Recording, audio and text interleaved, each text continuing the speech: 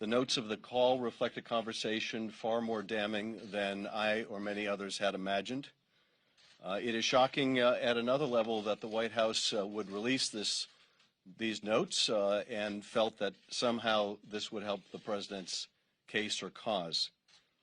Because what those notes reflect is a classic mafia-like shakedown of a foreign leader.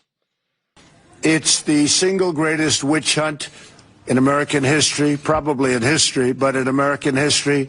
It's a disgraceful thing. The letter was a great letter, meaning the letter revealing the call. That was done at the insistence of myself and other people that read it. It was a friendly letter. There was no pressure.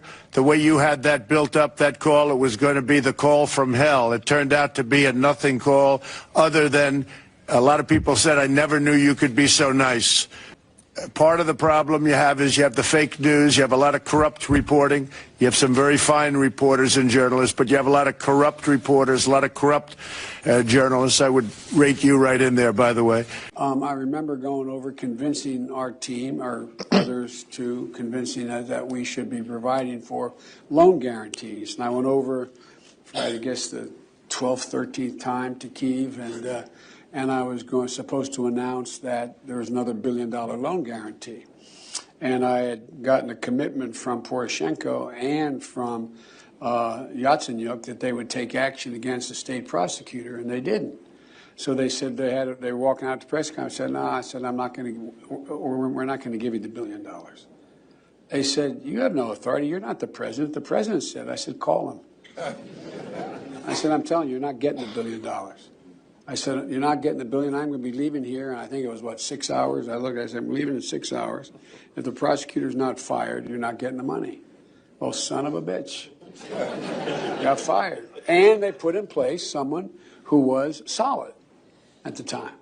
We're supporting a country. We want to make sure that country is honest. It's very important to talk about corruption.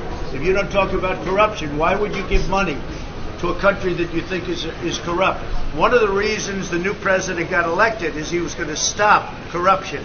So it's very important that on occasion you speak to somebody about corruption. Did you tell the Ukrainian leader that they would have the aid only if they investigated Joe Biden and his family? No, I didn't. No, I didn't. I hope you get to see the call, because your question, you will see, I did not ask for, I did not make a statement that you have to do this or I'm not going to give you aid. I wouldn't do that. I wouldn't do that. Well, sir, you can authorize the release of the transcript. Will you do that, I can sir? do it very easily, but I'd rather not do it from the standpoint of all of the other conversations I have. I may do it because it was a very innocent call on both his part and mine. We had a very nice